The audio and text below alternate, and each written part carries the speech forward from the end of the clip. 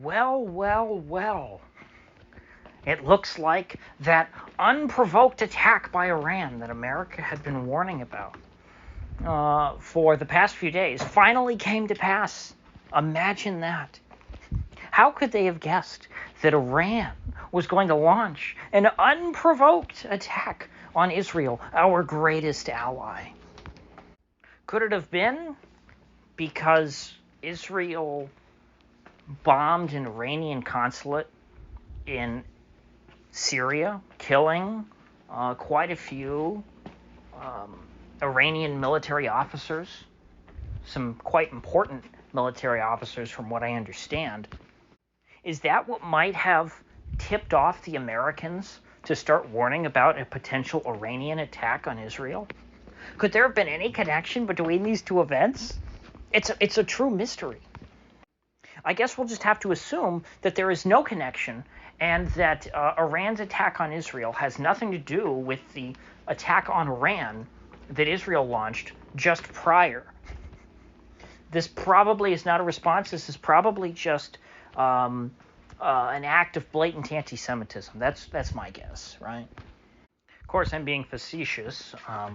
It is obvious that Iran here was responding to Israel's previous attack, and likely, I think at a certain point, when you consider yourself to be an independent country, like there's only so much you can tolerate from other countries as far as military incursions go and militaristic attacks.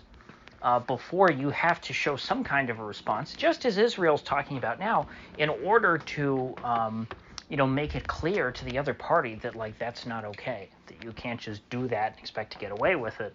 The irony is that, Israel is trying to gaslight the West into thinking that they're the ones in that position now, which is pretty funny because it's actually the opposite. It was the Iranians who were in that very awkward position of having to trying to respond to an attack like Israel's, or by Israel, so that they don't look pathetic and weak, which will surely invite more attacks. But at the same time, they don't actually want to get into any kind of a war with Israel, because that would not be good for them. Israel, it's not clear they're in quite the same position though, because I don't know if Israel would necessarily consider a war with Iran to be a bad thing. I think it's a risky proposition for them, but someone like Netanyahu tends to be, let's say, more aggressive than other Israeli politicians. Let's say. He might make the calculus that if we get involved in a war with Iran, America's not just going to abandon us. I mean, that's politically unfeasible. If it came down to it, America has to defend Israel, right? So even if we, sort of bumble our way into a war with Iran, which could potentially be very, very bad for us and would certainly lead to an onslaught of munitions headed our way, a small taste of which they got last night, or Saturday night. That's something that could end very badly. That's something that could get a lot of Israelis killed. But it would force America's hand. They would have to launch some kind of invasion of Iran, and then perhaps the problem could be dealt with once and for all. Iran, on the other hand, can't look weak in the face of Israel. They can't look like they're scared of Israel, because the Iranian government, that is a big part of their political platform, is that they don't take shit from nobody. The way that the current Iranian government came to power was in response to American influence over the previous Iranian government. And so standing up to, and disobeying America, and by extension Israel, which is an extension of America, as far as people in the Middle East are concerned. Now, we in America might not like that. We might not like that Israel gets lumped in with us, but that's just the way things have been for a very long time. There are those of us who would like to change that, who consider Israel to be a different country, who don't consider Israel to be an extension of our territory that must be defended at all costs. There's some of us who put America before Israel. But, we just have to set that aside for now, that, on the international stage, that's not really the case. That's not the perception. That is not the reality. And so the Iranian government has to maintain its reputation while at the same time not getting itself sucked into an unwinnable war with Israel and the United States. After all, Israel, by most accounts, does have nuclear weapons. We do not know really anything about how operational they are. We don't know, hey, could Israel actually launch a nuclear missile that could make it to Iran and wipe out their civilization? We don't know that. Israel is more secretive about its nuclear program than most countries, and that's saying quite a bit. What we do know is that Iran does not have nuclear weapons. And of course, the third country involved here, America, we all know most certainly has nuclear weapons. But I do not anticipate that the United States would ever consider using nuclear weapons against Iran. There's nothing in what is known about nuclear doctrine that would ever, that's unthinkable. But Israel might. Israel is in a very different position than the United States. And I would think that a war with Iran could certainly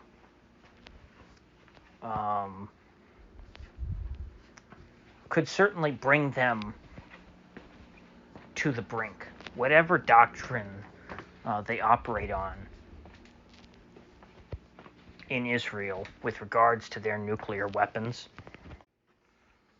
I could see them potentially targeting multiple capitals at once, because they would be right in the middle of the war, and they're there is truth to what they say, in that they're a tiny country surrounded by enemies. Now, whether or not whose fault you think that is, blah blah blah, that's a totally different discussion. I wouldn't say that Israel has been the friendliest neighbor to really any of its neighbors. Well, I guess Egypt and Jordan, they've gotten along pretty well with Israel for a while now. But Lebanon and Syria, not a great past. The past few decades between those two countries hasn't gone so well. And so, if let's say the Arab hordes are just flowing across the hills and they're coming up over the horizon, I don't think it would be out of the question that Israel would say, okay, this is the end. We have to do something bold to put a stop to this. And I could see them just launching, let's say, one nuke each at Beirut, Damascus, and Tehran to send the message to say, hey, stop it. And that, of course, would be a disaster for the human race. Every time, it was a horror when the United States used nuclear weapons, and it would be just as terrible.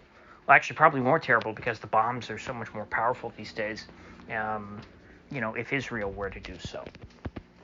But then again, perhaps Israel would be concerned at that stage of overplaying their hand. Hey, if they're able to get their war with Iran and they're able to get the United States involved, perhaps that will be good enough.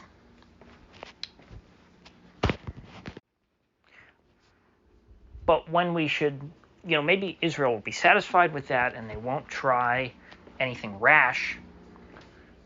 But if they play that card, they keep, escalating. Because Iran escalated after what Israel did to their consulate in Syria. This was definitely an escalation, no other way to look at it. Iran launched a huge barrage of drones and missiles at Israel, which reportedly killed no one. I don't know if I believe that, but Israel is saying it didn't kill anyone, just injured one child. Very sad for that child. But supposedly, the drones or missiles, whatever, that got through, hit a base in the north, I think. I forget where exactly. Maybe it was in Golan. But anyway, supposedly didn't kill anyone. So there's not really a huge need for Israel to launch, a massive escalation at this point. Alex Christoforou, who is a voice of reason most of the time, was arguing that everyone can claim victory after what happened on Saturday. Israel can say 99.9% of all of the projectiles and drones and missiles were shot down, that nobody was killed, that Iran's attack was a complete failure, and that Israel's defenses are impregnable. And Iran can say, hey, Israel bombed our consulate and we launched a massive attack, much bigger, in response. Everyone can claim victory, which I wish that's what happened. But Israel is maintaining. Now, they haven't announced anything yet, and they seem to be really taking their time, which is somewhat of a surprise. But they are saying that there will be a big retaliation from them against Iran. Of course, they have to retaliate because Israel insists that this was an unprovoked attack. Israel's attacks against Iran; those are never cause for provocation in their minds. But seriously, it's tough. Where do you go from here, Israel? You want to do what Iran just did to Iran? In all likelihood, if Israel tried to launch a comparable attack at Iran, it would do a lot more damage because Iran does not have the defenses. They don't have, the United States Air Force. They don't have the U.S. Navy with all the latest missile defense programs and weapon systems to try and defend them. They don't have, that very, very expensive Iron Dome, which, when you launch these air strikes against Israel, what you're really doing is hurting their wallet. You're not hurting their country so much, because most of this stuff gets, at least if you listen to the official reports, most of it gets shot down by the missile defense, Iron Dome stuff. But all of those little missiles that they have to shoot off to blow up the incoming fire, that costs a lot of money. And so we're not out of the woods yet, but I have been spooked in the past with regards to war with Iran. Namely, when Trump was in the White House, I was very worried about, Trump's escalations with Iran, but eventually it was sort of that was able to be de-escalated. And I hope the same is the case here. It's just everybody has to kind of agree that it's in no one's best interest for this to happen, and so they have to just get to a point to where each of them are able to walk away and claim victory in this situation, negating the need for further conflict. But I just don't know how Netanyahu thinks, in that regard.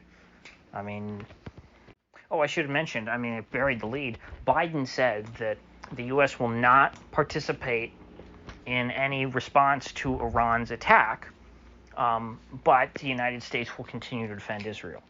So what does that mean? To me, I read that as, most people are reading that as, oh my gosh, Biden has abandoned Israel and surrendered to Iran. Nonsense. What I read that as is, hey, we're not going to launch airstrikes against Iran in response to what they just did to Israel. But Israel, you can go ahead, do whatever you're going to do against Iran, and whatever Iran's next response is, we're still going to be here to defend you against that. So Israel essentially has carte blanche in this situation, hey, we the U.S. are not going to act directly in this response, but we'll defend you. So whatever, you feel free, find as big of a rock you can find to throw at the hornet's nest, and we're going to protect you. And so we're not out of, Biden is not saying he will not participate in a war with Iran. He did not say that at all. He's only ruling out participating in this specific stage of the escalation. He just doesn't want to participate in the next attack. But if this continues, the U.S. will become more and more involved. And of course, the friggin' congressional Republicans, what a train wreck. Their top priority, of course, is Israel. Not America. Never is America. This Mike Johnson guy, what a disgrace. Pass FISA. What are his priorities? Pass FISA, renew FISA, fund Ukraine, fund Israel. The rest of, the American people, they can all go to hell. At least McCarthy didn't put on a happy face. McCarthy was honest about how much he hated the average American, particularly the average Republican voter. McCarthy was an elitist through and through. He didn't have this folksy demeanor to him. He was, a piece of shit philanderer. And he wore it on his sleeve. Same with John Boehner. I mean, John Boehner was, a drunk. That was his personality. Those were his values. It's like, I want to get things done so I can get out of the office and go get a drink at the bar. Those were John Boehner's priorities as Speaker of the House. Mike Johnson, however, he puts on this, I'm a folksy Louisiana conservative shtick. I'm just like you. Bullshit, Mike. It's just like George W. Bush said. Everybody campaigns on all these ideas that they want to put in, and how they're going to be different, and how, I'm not like the last guy. But then once you sit in this chair, the what is it? The permanent bureaucrats, essentially, the intelligence folks, they sit you down and they box you in, and they tell you essentially, and you find out that you really have no other options. You have no choices. All the choices are made for you. There is only one choice. That was something that I remember many, many years ago, like in 2009, Glenn Beck said that he was told by George W. Bush. And, as the years go by, the more and more, the more those words ring true to me, the more accurate that sounds based on everything we know about how our government works. And Glenn Beck was not exactly, at the time, he was not like some kind of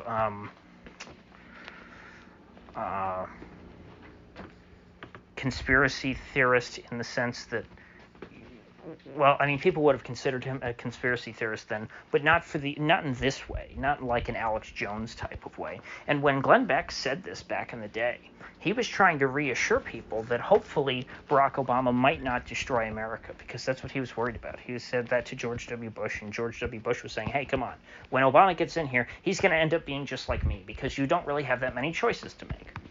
The system essentially runs itself. The president is a figurehead. This was, and George Bush, according to Beck, back in 2009, when I first heard him say this, I think it was 2009, he was arguing this as a positive, saying that, no, don't worry, Obama won't be able to destroy our country because, the system is too powerful. The system will crush it.